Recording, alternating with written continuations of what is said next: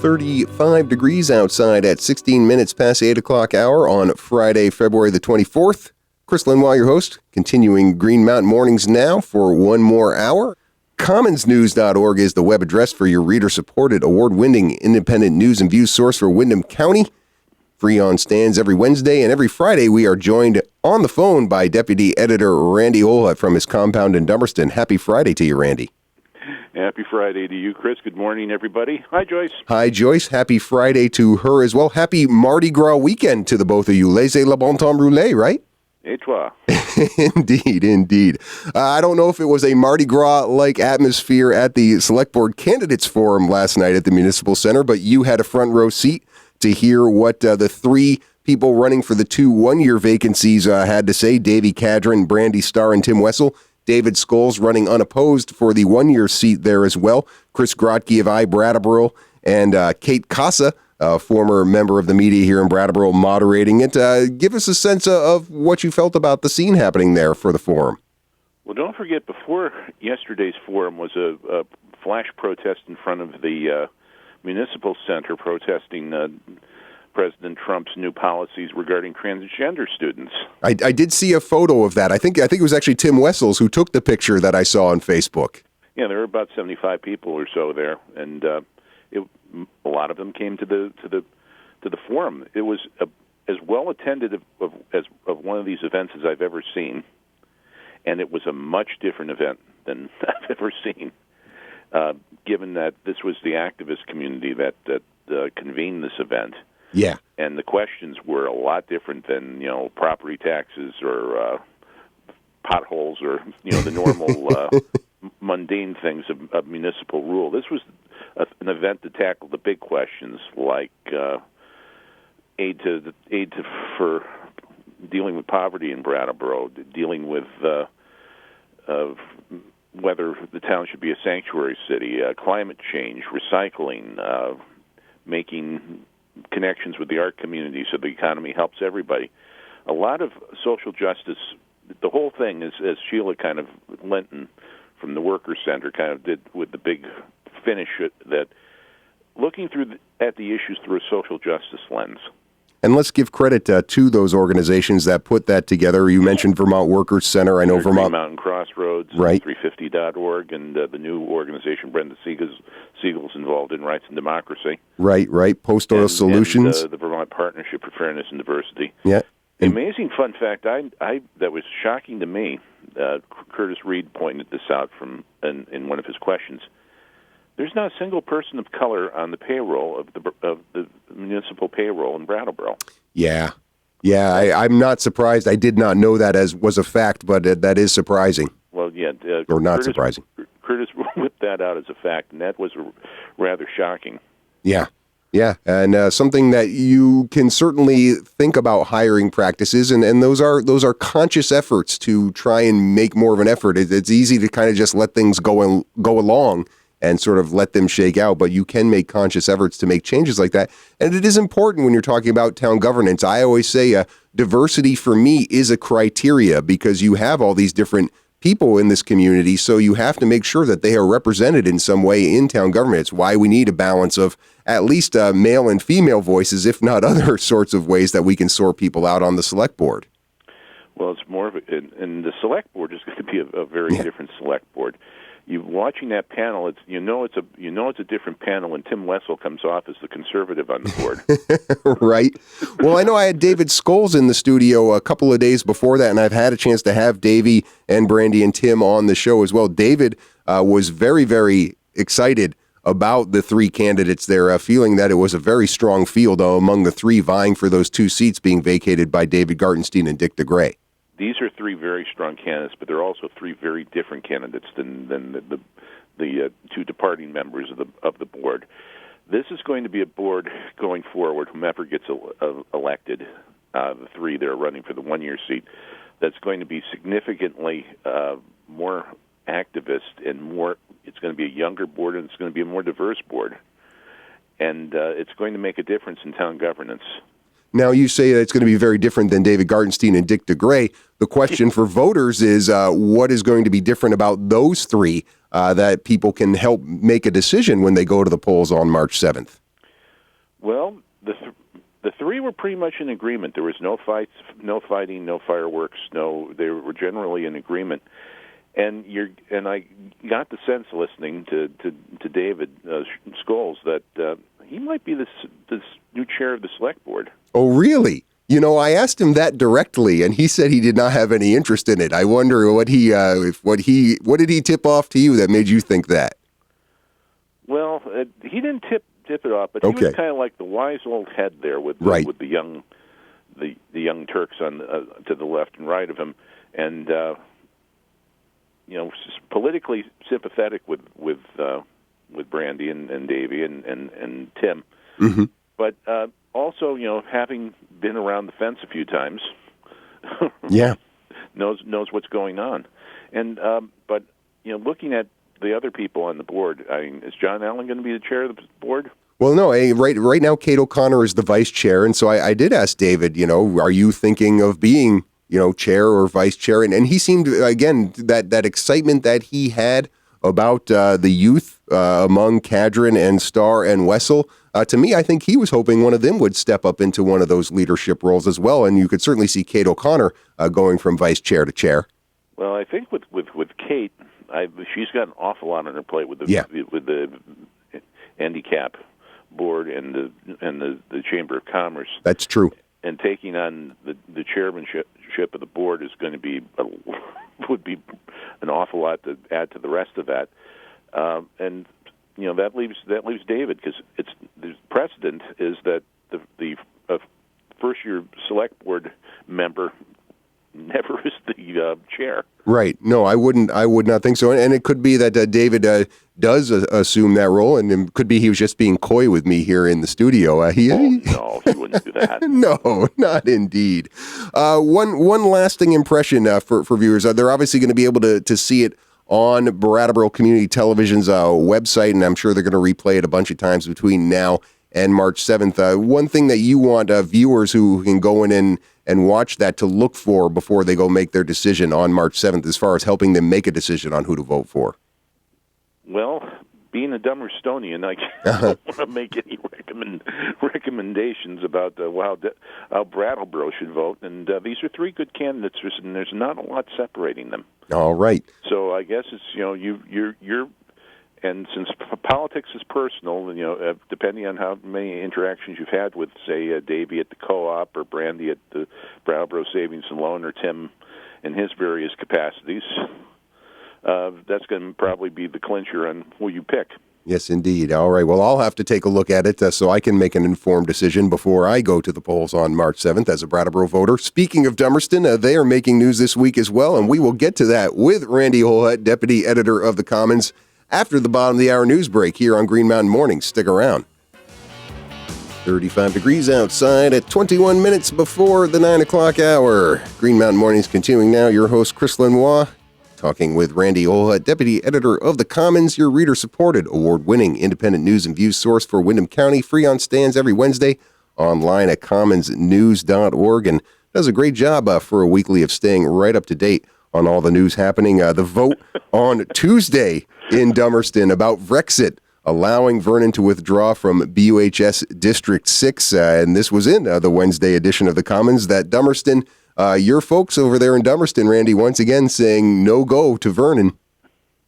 Well, this was, I think, a convenient club to use against the idea of a district merger. Dummerston is very much against it. And the argument kind of changed. I mean, the first time around it was if we let Vernon go, we're going to be stuck with Vernon's bills. Mm-hmm. Mm-hmm. The argument changed since then to, if we let merger go through, the Brattleboro will close down Dummerston School, like they closed down the Windham Solid Waste District recycling. Wow. So really upping the ante. Yeah, I got an email that Mike Hebert, the Vernon School Board Chair, had sent to me for the first vote taking place back in December. That was circulated asking Dummerston voters to vote against the withdrawal, saying that basically we need Vernon to stay in the district until the March 17th vote on Act 46 because they're going to vote no. And that means that our supervisory union will stay as is and Dummerston will retain its local school board. So really upping the ante there by talking about the school being closed. Yeah, and that's the whole thing with this vote, with Vernon's adamant desire to maintain school choice against Dummerston's adamant desire to maintain Dummerston School as it is. And it's legitimate concern that having a district that's where Brattleboro has the most votes means Brattleboro sets policy for everybody else. Uh-huh. Well, okay, so before we get to the school board thing, with regards to Dummerston retaining its local school board and Dummerston School in jeopardy being closed, how far are we journeying into the world of alternative facts here? I don't know how much we're doing that or that, but we do know that the merger question is going to be considered by a lot of towns, a town meeting on the 7th. The new district that's being considered that between Marlborough, Dover, and Wardsboro, the new unified Wyndham Northeast district with the Wyndham Northeast towns coming together. And the advisory question, I think Guilford asking the advisory question about whether they should be alternatives to a merger of the Wyndham Southeast towns. There's a lot of dissatisfaction with Act 46 on many levels, and the main thing goes all the way back to local control and local governance. Yeah, people aren't convinced that this is a good deal. There's a lot of concern and resistance to it in our part of the state. In other parts of the state, these Act 46 mergers are going through, and people seem, by and large, to be unconcerned about the consequences of it. And really, I know I understand the concern about Brattleboro being the 800-pound gorilla in the room when you're talking about a district-sized school board, and I keep asking this question to people who come in here in opposition to Act 46, and I really have yet to get a convincing answer. What is so different about Brattleboro versus Dummerston versus Vernon versus Putney versus all these towns, in terms of their school needs that makes it so problematic for them all to get together in a room and say, hey, this is what's best for our students? I think just the difference in the school sizes and the difference in the school philosophy. Dummerston School's got a pretty good reputation for being a really good K-8 school. And there's just, at least here, there's a fear that it's going to become more like a Brattleboro school, and that there's going to be less flexibility to with the curriculum. There's going to be less flexibility with teaching styles, and it's just going to be lowest common denominator. But Brattleboro has a really good reputation for its schools too, doesn't it? I mean, at least you go to their meetings, they tell you that, just like Dummerston tells you that, and really, some of these problems about the small schools and the flexibility, with or without Act 46, the school itself could be in jeopardy. I mean, this is not about law. This is about demographics and the fact that we are not a growing population. Yes, and that much is so, and that's reflected. This week I've been kind of helping with preparing our roundup for next week's paper of all the town meeting warrants, right? And looking at the per pupil costs. And the amount of that school budgets are going to be going up as a result, and it's costing a lot of money, $15,000 to $17,000, depending on what town you're in per pupil. Yeah, Whitingham cutting $750,000 out of their budget, and their tax property rate still going up 41 cents. Yeah, that this is now they're once again in the worst case scenario of Act 60, Act 68, yeah. and to the point where their warrants has $100,000 set aside for litigation. Yeah, and there's a lot like they did with Act 60. And I should point out there's a lot of letters in the Voices section of this week's edition of the Commons if people want to inform themselves more about this whole Act 46 and the responses about paying for schools. We probably won't get to that. Mike Hebert certainly not giving up on school choice for Vernon here. I know Mike Fair spoke to him. I'm trying to arrange time for him to come in here next week and talk a little bit about it. I mean, they seem to me to be holding the cards here with regards to state statute and their adamancy on maintaining school choice. They seem to, and I'm sure Mike's got something that he's going to try and allege to get Vernon what it wants, but I don't know whether it's going to be good for everybody else. Yeah, I wonder how much it matters to him that Rebecca Holcomb, state ed secretary, he seemed to think that she was on her way out with Phil Scott getting elected to the governorship, and that is not the case. And she doesn't seem to be necessarily wanting to play ball with a lot of these different districts on how they want to kind of fudge the Act 46 laws. Yes. Yeah. Now, I found it very interesting that there was, over 300 votes cast in Dummerston alone for the withdrawal of Vernon question. 169 against them withdrawing, 150 in favor of them. Meanwhile, a vote that took place the week before and was covered by Olga in the Commons had to do with the $25 million budget for BUHS District 6. Only 100 people came to vote on that. 100 people from 5 different towns decided $25 million worth of taxpayer money, Randy. Well, they always seem to schedule that vote for Valentine's Day. So take your beloved to dinner or sit through a school budget meeting. You might be onto something there, indeed. But I mean, overall, the budget is good news. It's a lower budget, and everybody, with the exception of Vernon, is going to see a slightly lower tax rate as a result. Yeah, and that's what Phil Scott was asking everyone, keep your, or actually Shumlin doing the same thing. Mm-hmm.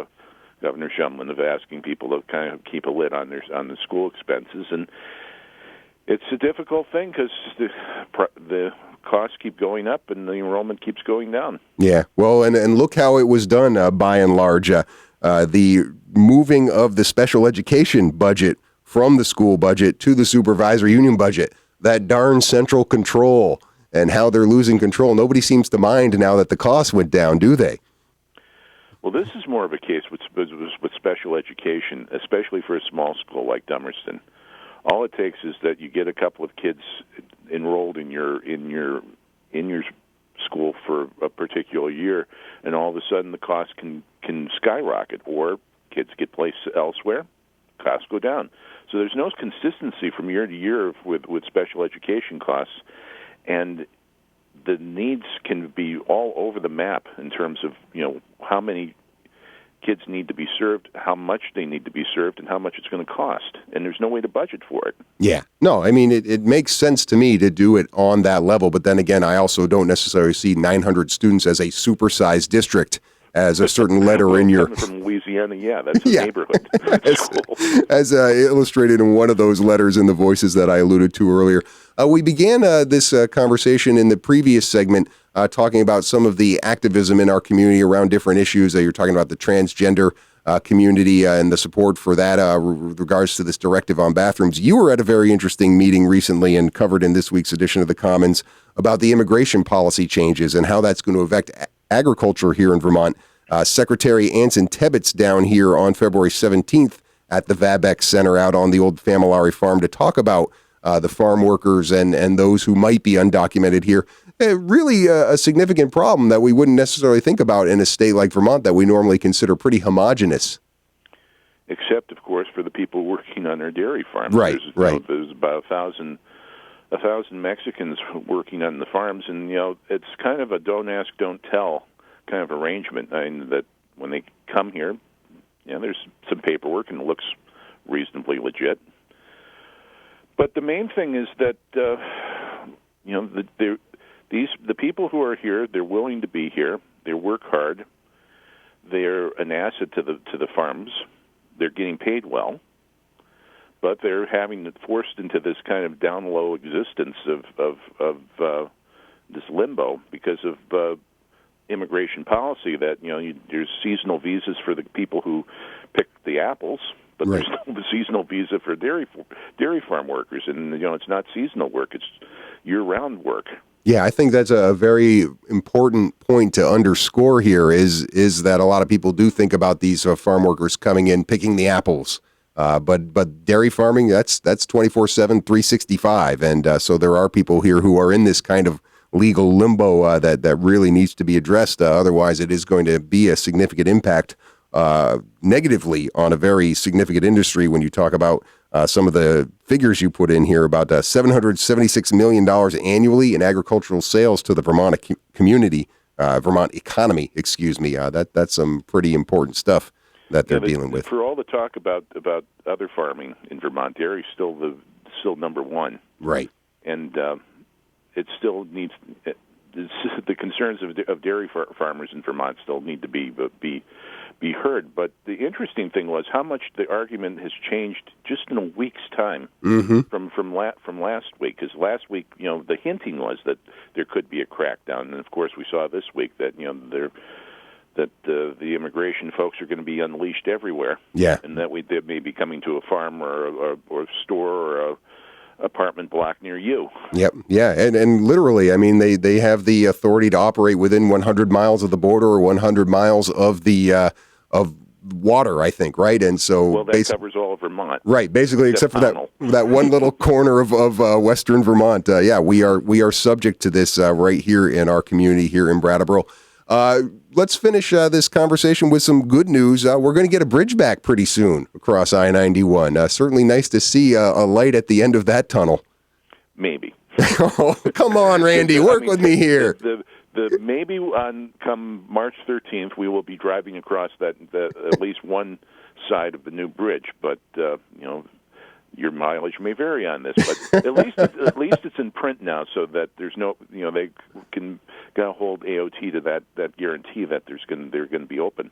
Well, if there's $1 million more in repaving funds and pushing it back a couple weeks, I guess I could live with that, right? They've been kind of trying to make good on these bridge delays with some extra funding for our area. Yeah, they've been trying to, but considering how much the degree of difficulty of building that bridge and the techniques they were using, that's still pretty amazing. It is. There's a reason it's gotten written up in magazines that cover things like architecture of bridges and infrastructure. It really is a wonder. It's going to be a beautiful bridge when it's done, and I am keeping my fingers crossed that sometime soon we don't have to go down that little narrow guardrail the tunnel. Bobsled chute there. Yeah, the bobsled chute, indeed. Certainly always a pleasure to talk to you on these Fridays, Randy. Hope you have a great weekend, and we'll talk to you next week to preview town meeting day stuff, so it should be an exciting one. Okay. All right.